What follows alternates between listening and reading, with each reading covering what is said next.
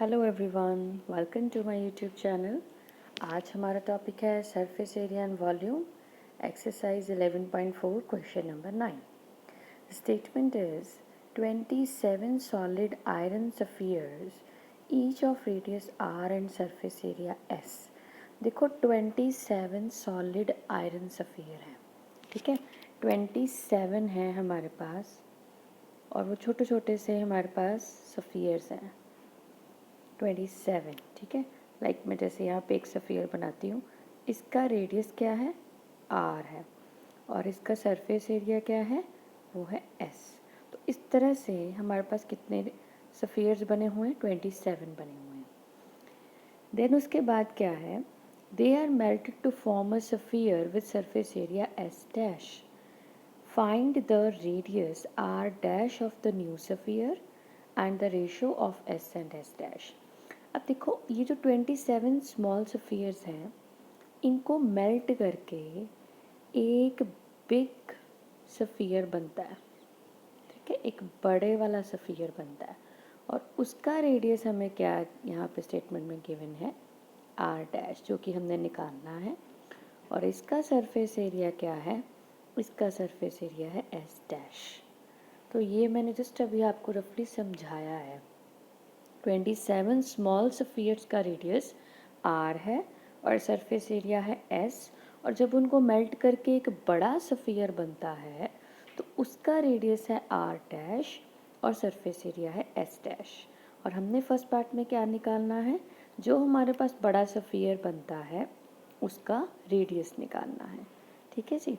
तो it means, अब देखो जब 27 स्मॉल स्फीयर्स को हम मेल्ट करेंगे और उन्हीं सफ़ियर से एक बड़ा सफ़ियर बनाएंगे, तो इसका मतलब क्या हुआ, वॉल्यूम ऑफ 27 स्मॉल सफ़ियर्स किसके इक्वल आएगा, volume of one big sphere, ठीक है।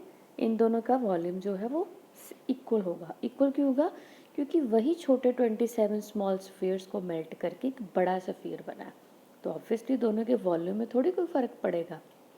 तो अब हमने सबसे पहले हम एक स्मॉल सफ़ियर का वॉल्यूम निकाल लेते हैं, फिर उसको 27 से मल्टीप्लाई कर देंगे, ठीक है जी। तो पहले मैं यहाँ पे निकालती हूँ volume of one small sphere. अब देखो वॉल्यूम ऑफ स्फीयर क्या होता है, वो होता है 4/3 पाई आर क्यूब। अब स्मॉल स्फीयर में रेडियस कितना दिया हुआ है, आर ही दिया हुआ है, कोई वैल्यू नहीं दी हुई, तो आर को हम आर ही लिखेंगे, ठीक है जी। तो ये आ गया मेरे पास वॉल्यूम ऑफ स्मॉल स्फीयर। तो मैंने कितने स्मॉल स्फीयर्स का वॉल्यूम निकालना है, 27। तो नेक्स्ट स्टेप में देखो हम लिखेंगे वॉल्यूम ऑफ 27 स्मॉल सफ़ियर्स, ये किसके इक्वल आ जाएगा, 27 मल्टीप्लाई 4/3 पाई आर क्यूब, ठीक है जी।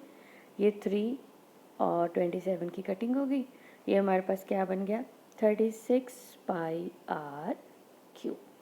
तो पाई को भी मैं एज इट ही रख रही हूँ अभी ना, हमारे पास आर की वैल्यू है, ठीक है। तो अब हम फिर से वही फर्स्ट लाइन पे चलेंगे जो हमने लिखा था, वॉल्यूम ऑफ, मैं लिख देती हूँ दोबारा से, volume of 27 small spheres equals to किसके आ रहा है, volume of one big sphere, volume of one big sphere, ठीक है। 27 स्मॉल सफ़ियर्स का वॉल्यूम कितना आया है, 36 पाई आर क्यूब। ये किसके इक्वल आएगा, volume of one big sphere, इसका वॉल्यूम हम क्या लगाएंगे, फॉर्मूला तो वही आएगा 4/3 पाई आर। अब देखो बिग सफ़ियर में आर क्या है, आर डैश है, तो यहाँ पे हम आर डैश यूज़ करेंगे, ठीक है। अब हमने वैल्यू किसकी निकालनी है, आर डैश की निकालनी है, तो आर डैश को हम एक तरफ रख लेंगे, बाकी सारे नंबर हम दूसरी तरफ शिफ्ट कर देंगे। तो ये हमारे पास क्या बना, 36 पाई आर क्यूब मल्टीप्लाई, इधर 4/3 था, यहाँ पे आके क्या बन जाएगा, 3/4 बन जाएगा, और साथ में पाई मल्टीप्लाई हो रहा था, यहाँ पे पाई नीचे आ जाएगा, ठीक है। इक्वल्स टू क्या आ गया, आर डैश क्यूब। अभी देखो 4 और 36 की कटिंग हो गई, पाई से पाई कट गया, 9 एंड 3 बन गया 27, r cube equals to r dash cube. अभी भी देखो हमने आर डैश की वैल्यू निकालनी है, आर डैश क्यूब की नहीं निकालनी। इट मीन्स आर डैश हमारे पास क्या आएगा, क्यूब रूट निकलेगा यहाँ पे 27 r cube, that is r dash. ठीक है, क्यूब इधर जाके क्यूब रूट बन गया। 27 का क्यूब रूट क्या होता है 3, आर क्यूब का क्यूब रूट क्या होगा आर। तो इट मीन्स हमारे पास आर डैश क्या आ गया, आर डैश हमारे पास आ गया 3r। तो हमारा फर्स्ट पार्ट डन हो गया।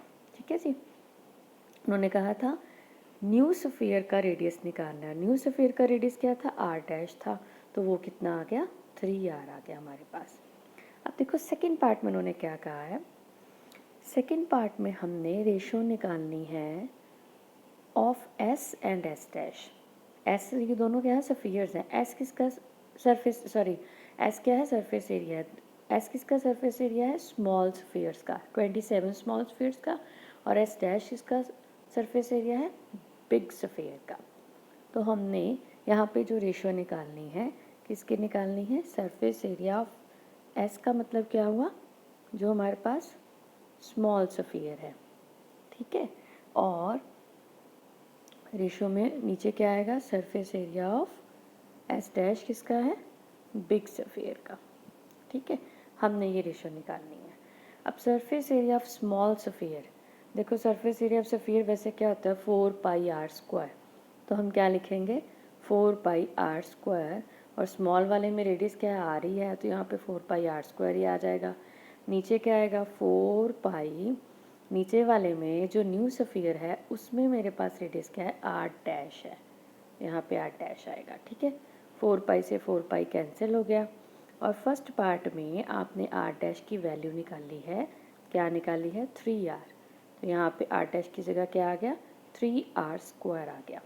ठीक है, नेक्स्ट स्टेप में r² अपॉन 3 का स्क्वायर कितना बना 9, और r का स्क्वायर r² आ गया। r² कैंसिल हो गया, ये क्या बन गया 1/9, और हमारे पास रेशो क्या आ गई 1:9। तो ये हमारे पास सेकंड पार्ट में दोनों स्फीयर्स की रेशो आ जाएगी सरफेस एरिया की उनकी। ठीक है जी, तो ये हमारे पास दोनों स्फीयर की सरफेस एरिया की रेशो निकल गई। तो इसी के साथ हमारा ये क्वेश्चन कंप्लीट होता है। आपको मेरा कंटेंट अच्छा लगे तो मेरी ये वीडियो लाइक एंड सब्सक्राइब कर दीजिएगा।